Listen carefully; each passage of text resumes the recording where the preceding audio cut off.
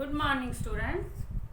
मैं चंद्रकांता आज आपको कक्षा 10वीं हिंदी पुस्तक संचयन उसका पाठ नंबर 1 हरिहर काका और जिसके लेखक हैं मिथिलेश्वर जी। तो उस पाठ का सार समझा रहे हूँ। बच्चों अब ध्यान से सुनना, क्योंकि यदि पाठ समझ में आ जाता है तो हमें फिर प्रश्नों के उत्तर देना बहुत आसान हो जाता है। तो इससे पहले के वीडियो में मैंने आपको इस पाठ के शब्दार्थ और लेखक का जीवन परिचय तो उसके बारे में मैंने समझाया था और संक्षेप में पाठ का प्रतिपाद्य भी बताया था। तो आज हम पाठ पढ़ते हैं। पाठ का सार मैं आपको समझाती हूँ। उससे पहले उसमें जो है मतलब एक ग्रामीण परिवेश का चित्रण किया गया, इस पाठ में जो है बताया गया है, उसके बारे में वर्णन किया गया है। तो जैसे कैसे गांव में छोटे छोटे घर बना कर के लोग रहते हैं, कई झोपड़ियां होती हैं। ये औरत जो है कुएं से पानी लेने के लिए जा रही है, पेड़ घर के पास पेड़ हैं, पेड़ के नीचे जो है व्यक्ति इकट्ठे होकर के बैठे रहते हैं। तो इस तरह से जो है गांव में गांव के लोग जो है बहुत अच्छे साफ दिल के होते हैं। उनके मन में किसी तरह का कोई छल कपट नहीं होता है, लेकिन दूसरे जो चालाक लोग होते हैं वो उनके साथ छल कपट भरा व्यवहार करते हैं। जबकि ग्रामीण लोग जो हैं बहुत ही सीधे साधे सरल स्वभाव के होते हैं। तो अब ये गांव में एक ठाकुरबाड़ी है। जैसे ये बहुत बड़ा मंदिर बनाया गया है, इसके चारों तरफ बहुत सारी जगह है। इसका जो खुला, जिसको हम कहते हैं खुला लॉन सा बना हुआ, आंगन बना हुआ है यानी कि, और ये ठाकुरबाड़ी में संत महंत लोग इकट्ठे रहते हैं और सुबह शाम दोनों टाइम जो है आरती वगैरह होती है। तो गांव के लोग भी जो है वहाँ चले जाते हैं। कुछ होते हैं लोग जो चटकारू से होते हैं, तो वो क्या करते हैं, वहाँ जाते हैं, खूब हलवा पूड़ी खा पी के और वहाँ से आ जाते हैं, इधर उधर की बातें कर लेते हैं बैठ के। तो यानी ठाकुरबाड़ी जो भगवान का मंदिर है, भगवान का घर है, उसको भी लोग जो है इस तरह से उपयोग करते हैं। वहाँ बैठ कर के भी क्या करते हैं, इधर उधर की बातें करके, व्यर्थ की बातें करके आ जाते हैं। तो अब हम पाठ का सार पढ़ते हैं। तो चलो शुरू करते हैं। लेखक हरिहर काका की जिंदगी से गहरे रूप से जुड़ा हुआ है। यानी लेखक और हरिहर काका दोनों का आपस में गहरा संबंध है, इसलिए लेखक हरिहर काका को बहुत सम्मान देते हैं। अब उनका जो आपस में इतना गहरा संबंध है, आपस में इतना प्रेम है, उसके दो कारण हैं। एक तो यह है कि लेखक हरिहर काका के पड़ोस में रहते हैं और दूसरा यह है कि हरिहर काका बचपन से ही उससे बहुत लाड प्यार करते हैं। आज हरिहर काका एक बड़ी ही विचित्र स्थिति में फंस कर रह गए हैं और उनकी स्थिति को बिगाड़ने वाले गांव की ठाकुरबाड़ी का बहुत बड़ा हाथ है। अब इस ठाकुरबाड़ी के साथ गांव के अधिकतर लोगों की यानी ज़्यादातर लोगों की धार्मिक भावनाएं और विश्वास जुड़े हुए हैं। लोग जो हैं ठाकुरबाड़ी पर बहुत विश्वास करते हैं। वहाँ जो संत महंत रहते हैं उनका बहुत आदर सत्कार करते हैं, सम्मान करते हैं और उन्हें भगवान का रूप मानते हैं। ठाकुरबाड़ी के संचालन के लिए हर 3 साल में एक बार महंत और एक पुजारी की नियुक्ति होती है। यहाँ आकर लोग अपने जीवन को सार्थक मानने लगते हैं। लेखक भी कभी कभार ठाकुरबाड़ी जाता है, पर उसे वहाँ के साधु संत फूटी आंख नहीं सुहाते। यानी वहाँ पर जो साधु संत महात्मा रहते हैं वो लेखक को अच्छे नहीं लगते हैं, क्योंकि वे ठाकुर जी को भोग लगाने के नाम पर दोनों समय हलवा पूड़ी खाते हैं और आराम से पड़े रहते हैं। क्योंकि ठाकुरबाड़ी में लोग जो है दान बहुत देते हैं। गांव के लोग कुछ भी मन्नत मानते हैं, यदि उनकी मन्नत पूरी हो जाती है तो वो वहाँ पर जाकर के बहुत सा चढ़ावा चढ़ाते हैं। इसलिए जो संत महात्मा हैं वहाँ बैठे आराम से हलवा पूड़ी खाते रहते और फ्री बैठे रहते, कोई काम नहीं करते हैं। हरिहर काका जो है 4 भाई हैं, सभी की शादी हो चुकी है और उनके बाल बच्चे भी हैं, उनके बच्चे हैं, उनका परिवार है। हरिहर काका के परिवार के पास कुल 60 बीघे जमीन है। अब प्रत्येक के हिस्से में 15 बीघे पड़ते हैं। अब 60 बीघे है, 4 भाई हैं, चारों के हिस्से में 15-15 बीघे जमीन आती है। हरिहर काका के 3 भाइयों ने अपनी पत्नियों को यह सीख दी थी कि वे हरिहर काका की अच्छी तरह से सेवा करें। ये बता दिया था उनकी भी बहुत सेवा करें, क्योंकि हरिहर काका की भी 2 शादियां हुई थी, लेकिन दोनों बार जो है उनकी पत्नी की मृत्यु हो गई और उनके कोई औलाद भी नहीं थी। पर वे अपने मर्दों को तो अच्छे अच्छे व्यंजन खिलाती थी और हरिहर काका के सामने बची खुची चीज़ें आती थी। अब जो घर की औरतें हैं, यानी उनके 3 भाई जो शादीशुदा हैं, उनके बच्चे हैं, परिवार है, तो वो जो है अपने पतियों की तो खूब सेवा करती थी और बाकी जो बचा खुचा होता था वो हरिहर काका को खिला देती थी। तबीयत खराब होने पर उन्हें काफ़ी परेशानी झेलनी पड़ती थी। जब हरिहर काका की तबीयत बिगड़ जाती थी तो बहुत परेशान होती थी। एक बार शहर में क्लर्की करने वाले का भतीजा, मतलब जो क्लर्क कर रहा था, और उसका दोस्त गांव में आया।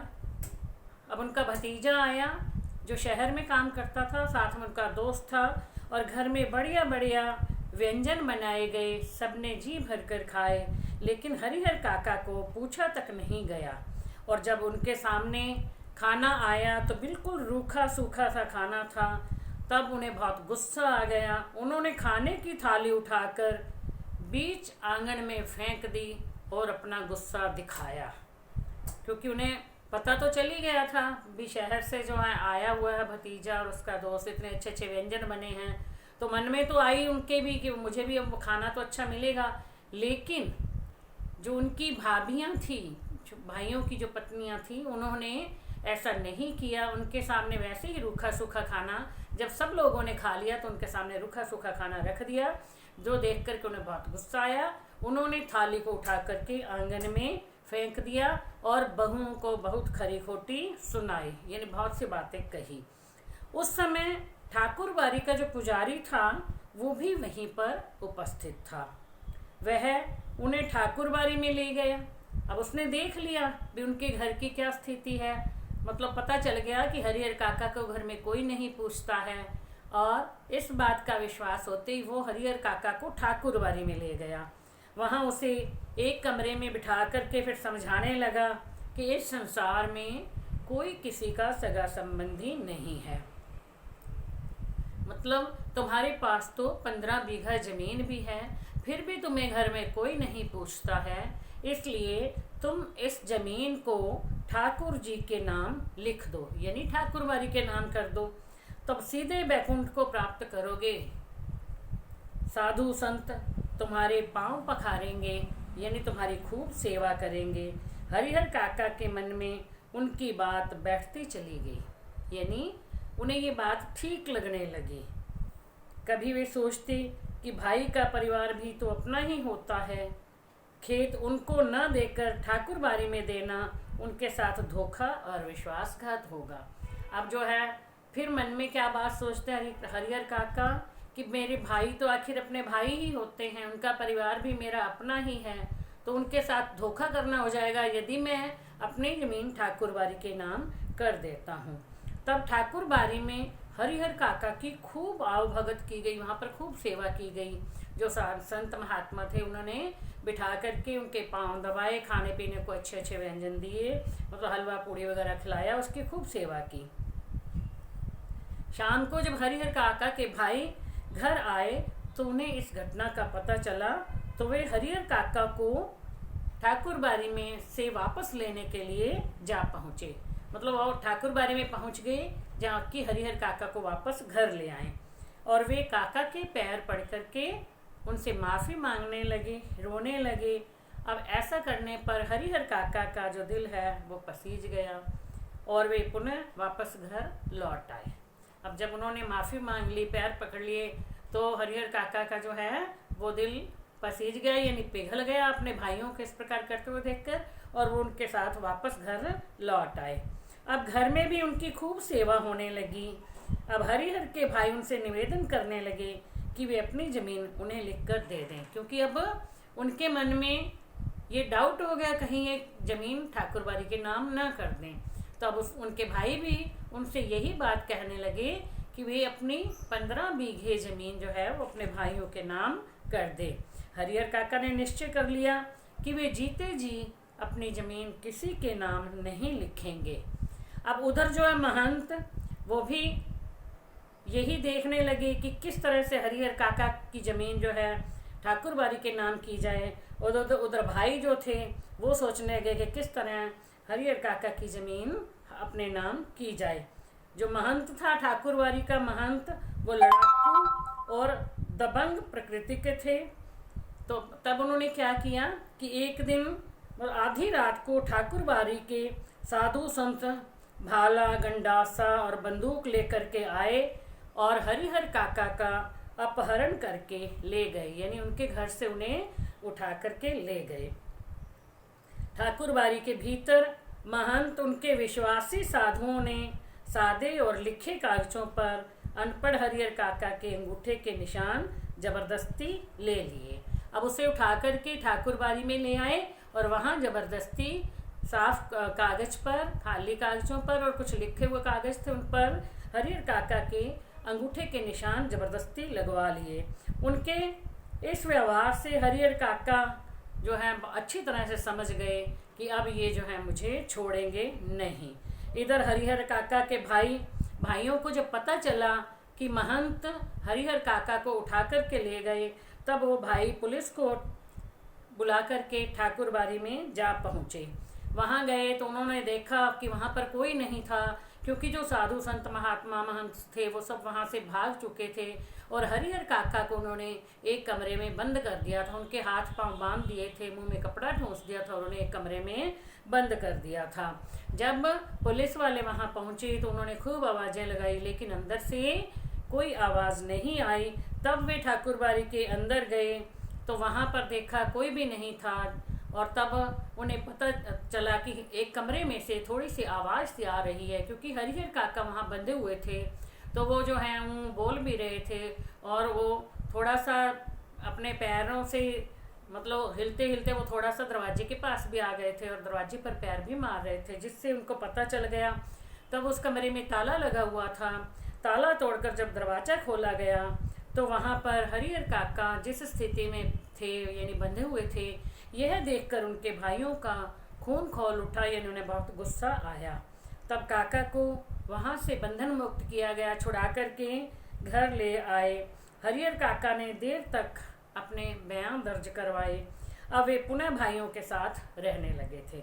अब भाई फिर जो है काका को इस बात का पर मजबूर करने लगे कि वे अपने ज़मीन उनके नाम लिख दें। इसके लिए उन्होंने हरिहर काका को डांटना शुरू कर दिया और उन्हें मारने की धमकी तक देने लगे। अब अपने भाई भी उनके साथ ऐसा ही व्यवहार करने लगे, क्योंकि उन्हें ये लगने लगा कि कहीं महंत ने ज़बरदस्ती कर लिया, फिर कहीं काका का मन पिघल गया तो वो अपनी ज़मीन ठाकुरबाड़ी के नाम न कर दे। भाई उससे हाथापाई करने लगे। फिर पुलिस आ गई। हरिहर काका ने पुलिस को बताया कि उसके भाइयों ने भी उस पर बहुत जुल्म और अत्याचार किए हैं और अनेक कागज़ों पर ज़बरदस्ती उनके अंगूठे के निशान ले लिए हैं। अब हरिहर काका को पुलिस की सुरक्षा उपलब्ध करवाई गई। पुलिस के 4 जवान तैनात कर दिए गए जो हमेशा हरिहर काका के पास रहते थे, उनका ध्यान रखते थे। वैसे उनके भाई और ठाकुरबाड़ी के लोग अपने अपने ढंग से उनकी सुरक्षा कर रहे थे। अब गांव के एक नेताजी हरिहर काका की ज़मीन पर हरिहर उच्च विद्यालय खोलना चाहते थे। अब जो नेता लोग थे उनकी आंखों में भी उनकी ज़मीन ही खटक रही थी। वे चाहते थे कि उस पर हरिहर काका के नाम से एक स्कूल खोल दिया जाए, पर अब हरिहर काका पर किसी का रंग चढ़ने वाला नहीं था, यानी हरिहर काका अब किसी की बात में भी आने वाले नहीं थे। अब लोग जो हैं इस बात में तरह तरह की चर्चाएं करते रहते थे, लेकिन हरिहर काका बिल्कुल मौन रह करके अपनी ज़िंदगी के शेष दिन काट रहे थे। अब कुछ लोग ऐसे थे जो हरिहर काका के भाइयों के पक्ष में थे, कुछ ऐसे थे जो ठाकुर बारी के पक्ष में थे। हरिहर काका के जो भाई के पक्ष में लोग थे वो कहते थे कि इन्हें ज़मीन अपने भाइयों के नाम करनी चाहिए, क्योंकि भाई तो आखिर भाई ही होते हैं। और ठाकुर बारी के महंत लोग वो कहते थे कि इन्हें ज़मीन ठाकुर बारी के नाम कर देनी चाहिए, क्योंकि इनके भाई इनके साथ कोई अच्छा व्यवहार नहीं कर रहे हैं। तो अब जो है पुलिस तैनात है, काका का ध्यान रख रही है, और काका बिल्कुल मौन होकर के चुपचाप से चारपाई पर पड़े हैं और अपनी ज़िंदगी काट रहे हैं। पुलिस के जवान जो है हरिहर काका के खर्चे पर खूब मौज मस्ती कर रहे हैं। तो यहाँ पर आपका जो ये पाठ है बुक में, ये इतना ही दिया हुआ है। तो बच्चों, अब आपको ये कहानी है एक तरह से आपको समझ में आ गई होगी।